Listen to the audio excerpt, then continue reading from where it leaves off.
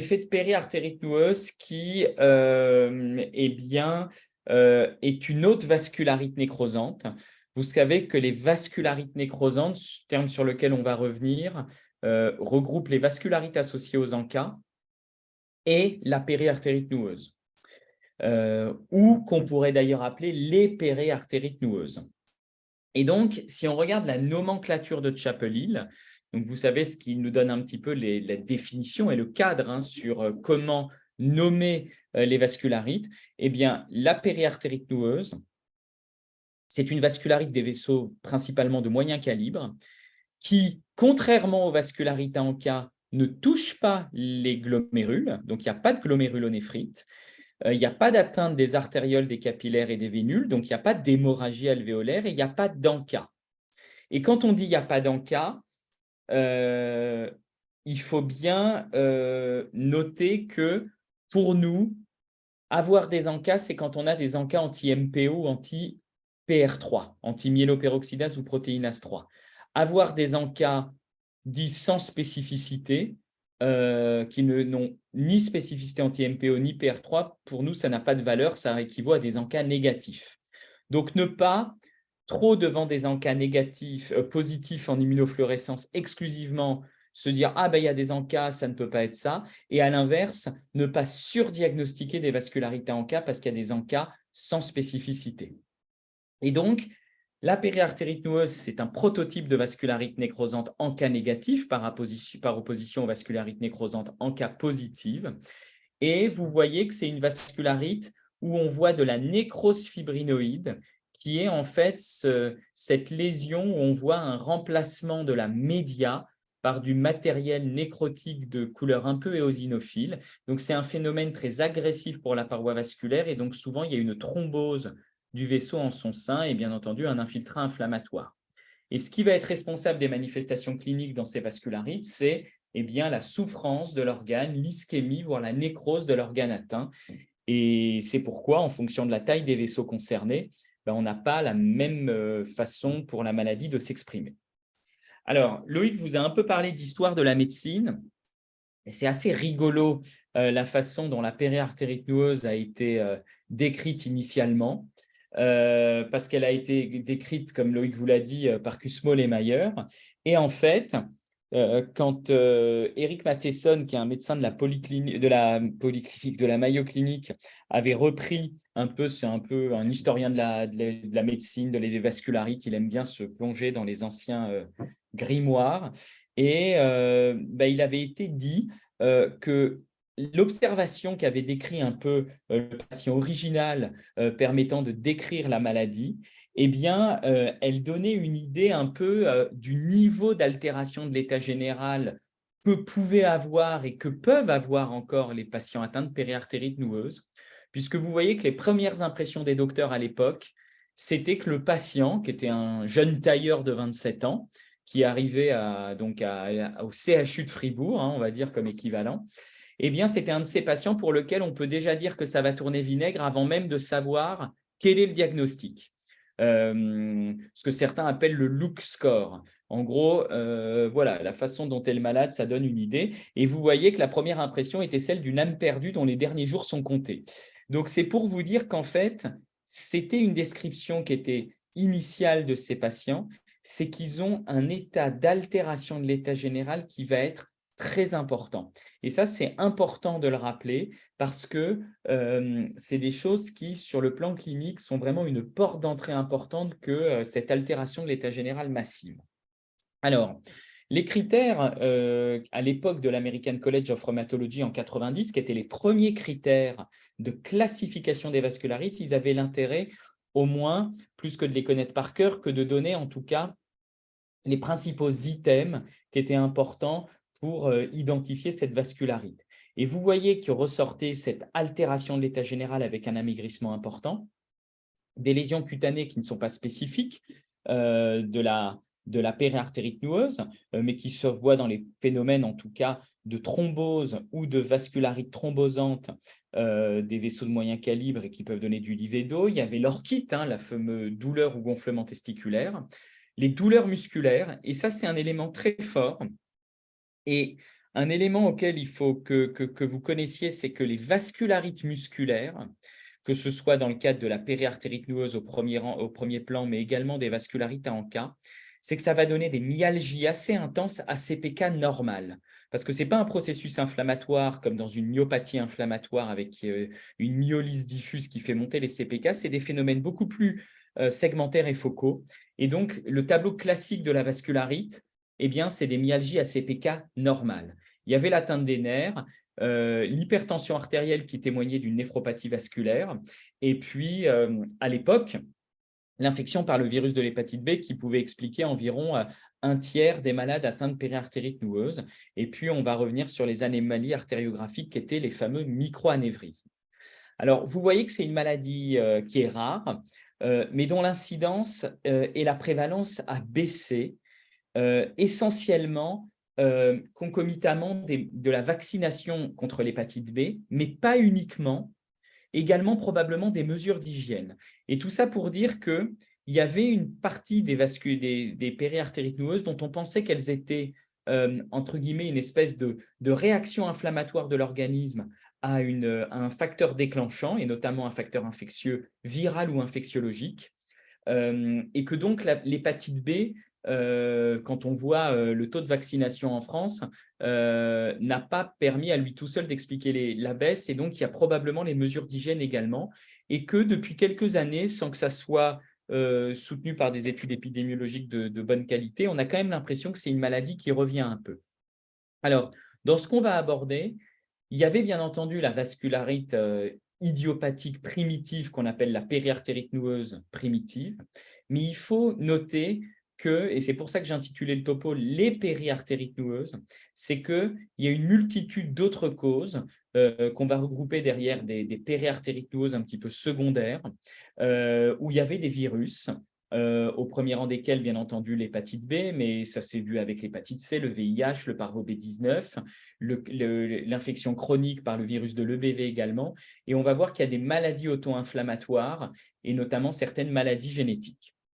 Alors, l'âge médian des malades, c'est en gros une cinquantaine d'années, légère prédominance masculine. Et vous voyez que le premier signe, celui qui est vraiment sur ce travail qu'avait fait Christian Pagnot, publié il y a un peu plus de 10 ans, c'est les signes généraux. Les signes généraux avec cette altération de l'état général massive, cette anorexie, cet amaigrissement, c'est majeur et donc il faut vraiment y penser. Ensuite, on a l'atteinte neurologique périphérique qui va être beaucoup plus fréquemment une mononeuropathie multiple et qui peut vraiment être, mais vraiment sévérissime, au point que parfois il y a une atteinte non pas limitée à un ou deux troncs nerveux, mais qui va toucher tous les troncs nerveux. Et ça arrive parfois que des électromyographistes, quand ils ne sont pas entraînés, considèrent que c'est un tableau quasiment de polyradiculonévrite parce qu'il y a une atteinte qui est bilatérale, symétrique, ascendante, et en fait, c'est juste une atteinte multinévritique extensive sévère. Il y a la peau, le tube digestif qui fera notamment un peu le pronostic vital de cette maladie. Et puis, vous voyez les autres manifestations et notamment l'hypertension artérielle. Depuis 2005, ça c'était, on va dire un peu jusqu'à 2005, la photographie de la panne primitive. Depuis 2005, on a vu un petit peu par la meilleure connaissance de certaines entités, et notamment de certaines maladies auto-inflammatoires, l'émergence de formes secondaires, notamment dominées, comme je vous le disais, par les maladies auto-inflammatoires et certaines infections. Et vous voyez que la périartérite noueuse, c'est le gros rond au milieu, mais que si on met bout à bout toutes les causes secondaires, comme les infections, la fièvre méditerranéenne familiale, le déficit en adénosine déaminase 2 dont vous a parlé Loïc, les hémopathies myéloïdes, le VEXAS, eh bien, on arrive à une proportion importante. Et vous voyez que dans une nouvelle photographie un petit peu plus récente des 15 dernières années qu'on avait fait au niveau français avec Julien Romer, qui est maintenant chef de clinique à Bichat, eh bien, vous voyez que ça restait une pathologie un peu plus masculine avec un âge qui n'a pas changé. Les signes généraux sont très importants et très fréquents, et vous voyez que ce qui sort du lot, c'est les manifestations musculo-squelettiques, à savoir arthralgie, myalgie, mais souvent sans arthrite, hein, c'est vraiment des arthralgies inflammatoires. Et puis ensuite, eh ben, on a l'atteinte neurologique périphérique et l'atteinte cutanée. Et vous voyez que sur les diagnostics qu'on avait pu obtenir, eh bien, la plupart, il y avait une preuve histologique, notamment au niveau des organes concernés, essentiellement le muscle, le nerf ou la peau, qu'il faut vraiment ne pas hésiter à biopsier. Et puis également, la mise en évidence des microanévrismes qui témoignent souvent de l'atteinte des vaisseaux de moyen calibre. Alors, parmi les caractéristiques qu'il faut que vous sachiez un petit peu qui peuvent être possibles, c'est que, bien entendu, il est assez intuitif pour tout le monde c'est une maladie inflammatoire, donc un syndrome inflammatoire biologique important qui s'associe volontiers à une polynucléose neutrophile et à une CRP élevée. Il faut néanmoins savoir que au cours de la périartérite noueuse, il y a une éosinophilie, vous voyez, chez 16% des patients. Alors, par éosinophilie, on entend plus de 500 éosinophiles par millimètre cube, mais il y a également des patients qui ont une hyperéosinophilie à plus de 1500. Et c'est pour ça que globalement, on dit toujours vascularite avec éosinophile, c'est la GEPA, c'est la GEPA, c'est la GEPA. Il faut savoir qu'il y a deux autres vascularites qui donnent volontiers des éosinophilies. C'est la périartérite noueuse et la granulomatose avec polyangite, donc anciennement Wegener. Et ça, c'est vraiment des maladies qui peuvent donner des éosinophilies qui peuvent atteindre plusieurs milliers, donc le savoir. Et ce qui est intéressant, c'est qu'on avait l'impression, dans le travail qu'on avait fait avec Julien, que les patients qui avaient une éosinophilie plus marquée avaient un peu un cortège de symptômes qu'on pouvait rattacher éventuellement à l'éosinophilie, qui étaient notamment les infiltrats pulmonaires et l'atteinte cardiaque. Il y a également un élément qui va être important, qui est la monocytose. La monocytose, ça va être un élément important parce que une des étiologies qu'on va pouvoir suspecter, ça va être les hémopathies myéloïdes et notamment une entité que vous connaissez qui est la leucémie myélomonocytaire chronique. Et donc, chez ces patients qui sont souvent très inflammatoires, vous voyez que la moitié d'entre eux vont avoir une monocytose à plus de 1000. Donc, la grande majorité des cas seront des monocytoses qui évolueront parallèlement au syndrome inflammatoire biologique, mais certaines seront le témoin d'une leucémie myélomonocytaire chronique ou d'une hémopathie myéloïde associée. Et donc, il faudra quand même toujours être très attentif, comme on l'est à l'éosinophilie, à la monocytose.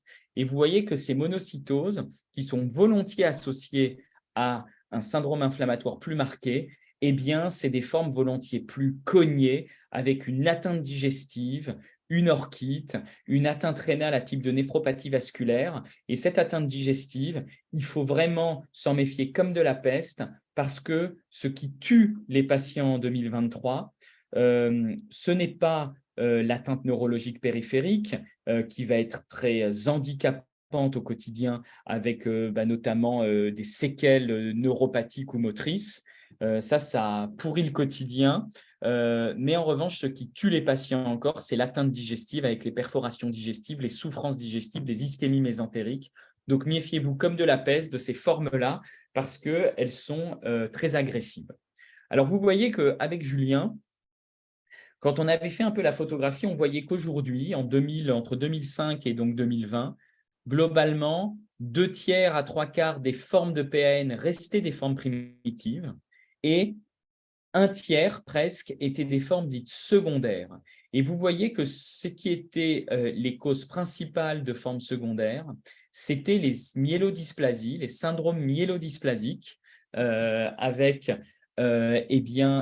notamment la leucémie myélomonocytaire chronique, la lymphoprolifération, quelle qu'elle soit, les syndromes auto-inflammatoires, notamment comme le VEXAS, les syndromes associés au déficit en adénosine déaminase 2, et puis le cancer solide, qui représente quand même 7% des malades. Et puis, Julien aimant beaucoup les éosinophiles, hein, travaillant de près avec le CEREO et le service de l'hôpital Foch, eh bien, on avait pu observer qu'il y avait des authentiques vascularites associées à une hyperéosinophilie sans autre cause, qui répondait aux critères de syndrome hyperéosinophilique et qui était vraiment une entité à connaître. Et vous voyez que ces causes secondaires peut-être parce que généralement reconnu trop tard, eh bien, en tout cas, était un facteur indépendant de mortalité. Donc, traquer ces formes secondaires, c'est majeur parce que non pris en charge de manière adaptée, eh bien, il y a un retard de prise en charge adapté, une toxicité peut-être inutile de certains traitements, et vous voyez que ça a multiplié par 3 le risque de mortalité. Donc ça, c'est probablement l'enjeu depuis 2005. Alors, le traitement de cette maladie, il repose encore sur le Five Factor Score, le score dont vous a parlé Loïc, de 2 critères rénaux, un critère digestif, cardiomyopathie, atteinte du système nerveux central. Et vous voyez qu'en gros, atteinte non sévère, c'est corticoïdes seuls. Atteinte avec un critère de sévérité, c'était des immunosuppresseurs dits conventionnels. Donc, pour les formes graves, le cyclophosphamide en traitement d'induction et en traitement d'entretien, un relais par de l'azathiopryne ou du méthotrexate.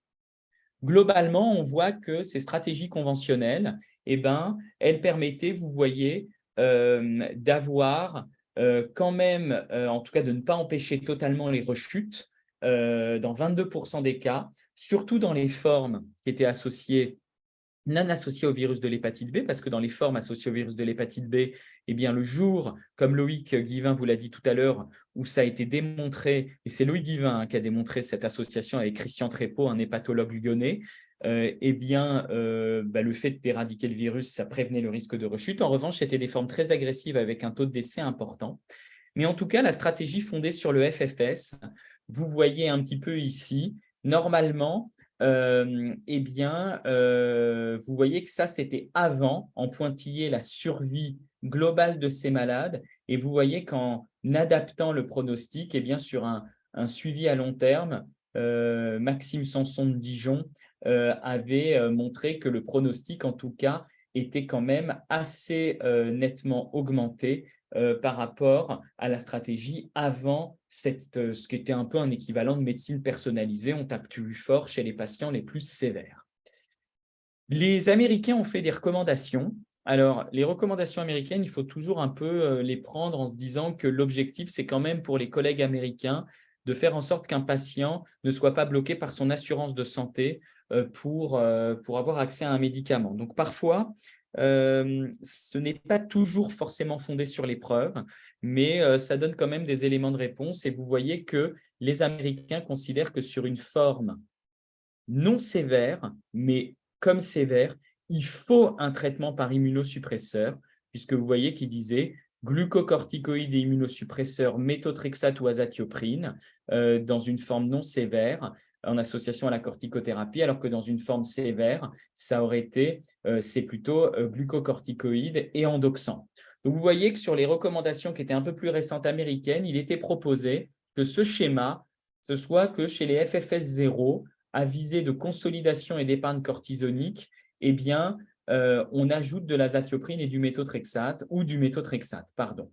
Là où je vous dis que parfois les recommandations américaines, ça manque un petit peu de données fondées sur les preuves, c'est que Loïc Guivin vous a parlé tout à l'heure d'une étude qui s'appelait Suspend 2, où il avait été montré que d'ajouter de l'azathiopryne à la corticothérapie versus corticoïdes plus placebo pour des patients qui avaient une vascularite nécrosante et FFS 0, c'était essentiellement des GEPA et des PAN, et bien, il n'y avait aucun bénéfice particulier. Donc, c'est pour vous dire que même si on peut concevoir à l'ère de la corticothérapie qu'il faut éviter à tout prix, de discuter de mettre un immunosuppresseur conventionnel, mais en fait, ce n'est pas soutenu par les preuves. En tout cas, voilà, ce que je veux dire, c'est que chez les malades pas graves, on peut discuter de mettre corticoïdes plus ou moins un immunosuppresseur type azathiopryne, méthotrexate, et chez les graves, du cyclophosphamide en traitement d'induction et un relais par de l'azathiopryne ou du méthotrexate. Alors, vous pourriez me dire, et d'ailleurs c'est ce que parfois des collègues rhumatologues m'avaient dit, mais c'est quand est-ce que vous allez passer dans la périartérite noueuse aux biothérapies? Vous êtes encore dans les années 50, il serait temps d'évoluer un peu. Bon, en pratique, ce dont on se rend compte, c'est qu'il y a quand même une complexité. Ah, il est connecté là-haut. OK, merci. C'est qu'il y a quand même une complexité dans la physiopathologie de cette maladie qui est probablement beaucoup plus importante que dans d'autres. Et donc, en fait, le côté assez généraliste des immunosuppresseurs conventionnels que sont le méthotrexate, l'azathiopryne, le cyclophosphamide, en tout cas, l'impression qu'on a, c'est que c'est des maladies qui vont possiblement induire d'authentiques guérisons chez ces malades, alors que les biothérapies, par leur action peut-être beaucoup trop ciblées, vont peut-être permettre d'éteindre le feu parfois, mais rarement en fait de guérir les malades. Donc c'est pourquoi, même en 2023, dans cette maladie particulière et à l'exception de certaines formes, eh bien, le traitement numéro 1 repose sur des stratégies conventionnelles. Après, on avait avec Jérôme Adjadj repris dans le cadre d'une cohorte européenne un petit peu quelle était l'utilisation des biothérapies hors autorisation de mise sur le marché. Et on voyait que elles avaient été essentiellement utilisées dans les cas de PAN réfractaires ou en rechute malgré les traitements. Et vous voyez que ce qui était utilisé par analogie avec les vascularités en cas, il y avait le rituximab, et par analogie avec d'autres maladies inflammatoires, se partageaient un peu les anti-TNF ou le tocilizumab. Et vous voyez que globalement, c'est quand même un peu kiff-kiff, bourricot, l'effet, on va dire, et notamment la partie rouge. Ça, c'est ma grande logique d'avoir mis en rouge quand ça marche et en vert quand ça ne marche pas. Mais c'est pour vous dire qu'il y avait quand même l'impression que le tocilizumab apportait un taux de rémission un peu plus important que les autres, en tout cas plus important que l'anti-TNF et eux-mêmes plus important que le rituximab. Et il y avait peut-être une impression d'un effet un peu plus rapide avec le tocilizumab, qui était ici en violet, sur la diminution du score d'activité des vascularites, qui est le BIVAS. Mais clairement, on a des données qu'on considère de mauvaise qualité, puisque c'est issu de petites séries rétrospectives. Et donc, voilà. Alors, il y a quand même des formes, clairement, pour lesquelles le fait de mettre une étiquette, ça va aider. Par exemple, les quelques périartérites noueuses associées aux fièvres méditerranéennes familiales, alors que les anti-IL-1, comme l'anakinra ou le canakinumab, ne marchent pas dans la périartérite noueuse. Eh bien, clairement, dans une périartérite noueuse associée à la fièvre méditerranéenne familiale, ça va être une stratégie là qui, pour le coup, va pouvoir être efficace. Une autre stratégie qu'il est important de diagnostiquer, c'est le déficit en adénosine déaminase 2, dont Loïc Guilvin vous a parlé tout à l'heure, où vous voyez que c'est une maladie monogénique, somatique, hein, germinale, hein, on est avec. Et les particularités de ces formes, c'est qu'elles sont très fébriles, qu'elles vont toucher les patients d'âge jeune et qu'elles vont donner ce qui est exceptionnel normalement dans la périartérite noueuse, c'est-à-dire une atteinte du système nerveux central, à savoir notamment des AVC lacunaires. Et vous voyez que dans une cohorte adulte, un travail des Américains, eh bien, 7% des patients avec une PAN dite primitive avaient en fait des mutations du gène ADA2, donc sans méfier. Pourquoi? Parce que quand on a cette diagnostic, qui se fait notamment en envoyant des prélèvements à Montpellier, hein, où c'est fait sur la puce auto-inflammation, eh bien, vous voyez que ça ouvre la voie aux anti-TNF. Et dans ce travail du New England, qui était sur les données du NIH qui ont décrit la maladie, vous voyez qu'avant l'utilisation des anti-TNF, eh bien, sur 15 patients qui avaient été suivis, il y avait 37 épisodes d'accidents vasculaires cérébro-lacunaires qui étaient survenus. Une fois mis sous anti-TNF, 0. Donc, très clairement, alors que les anti-TNF ne font pas partie vraiment de l'arsenal thérapeutique de la périartérite noueuse, vous mettez en évidence un déficit en ADA2, eh bien, ça ouvre la voie de manière très claire aux anti-TNF. Donc, point très important.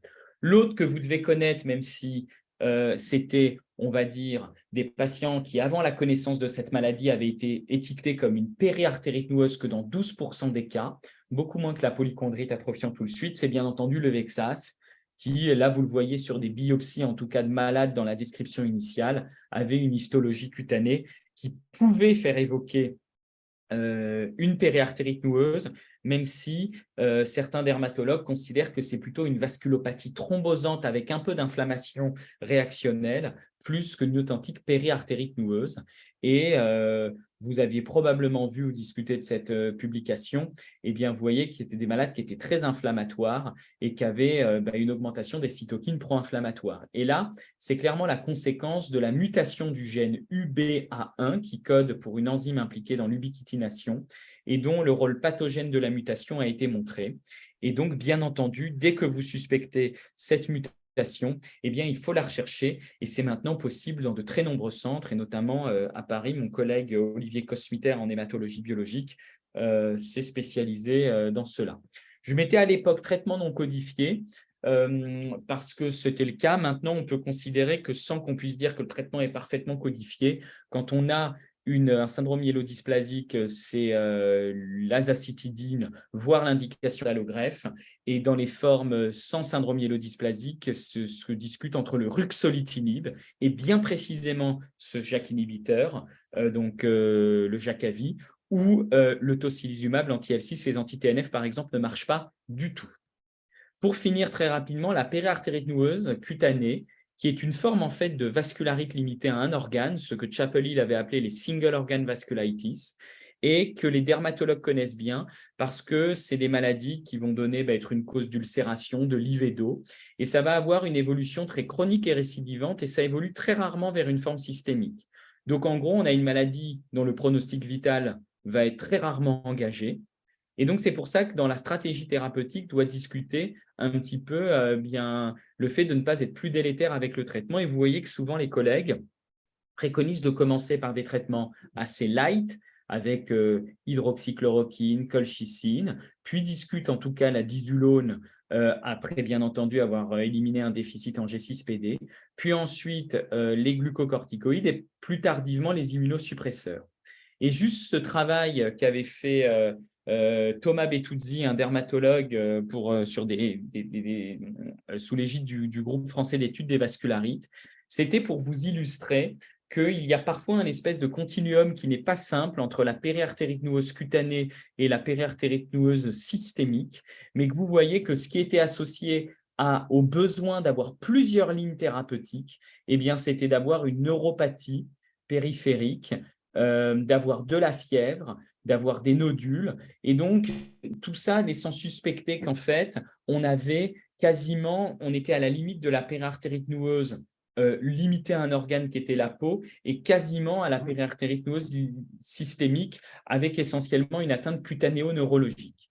Et ce graphe, pour vous montrer que quand il regardait le taux de réponse complète selon les traitements, vous voyez que l'azatioprine et le cyclophosphamide étaient associés très fortement à des taux de rémission plus importants que les autres. Et vous voyez même que dans la survie de la molécule, c'est-à-dire la survie sans changement de traitement immunosuppresseur ou d'autres doses, vous voyez que en tout cas pendant les premières années, l'azatioprine avait l'air d'avoir une meilleure persistance thérapeutique que les autres. Et ça, c'est vraiment quelque chose dont on se rend compte dans cette maladie, c'est qu'on a l'impression qu'il y a vraiment une sensibilité à l'azatioprine par rapport à d'autres stratégies thérapeutiques. Donc là encore, le message, c'est ne pas oublier, parce qu'on est en 2023, les thérapeutiques un peu plus old school qui parfois marchent très très bien sur ce genre de maladie.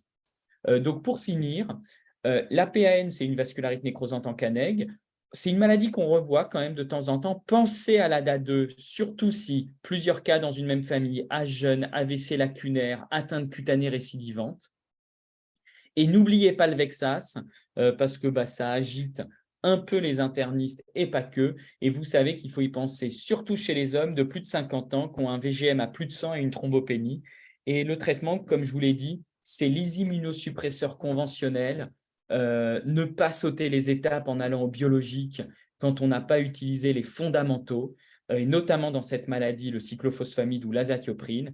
Et il y a quand même quelques situations de PN secondaires comme l'ADA2 ou le Vexas, où là, en revanche, clairement, ça oriente d'emblée vers certaines stratégies. Et comme je vous le disais, l'ADA2 vers les anti-TNF et le Vexas, pas du tout vers les anti-TNF, mais plutôt le ruxolitinib ou le tocilizumab.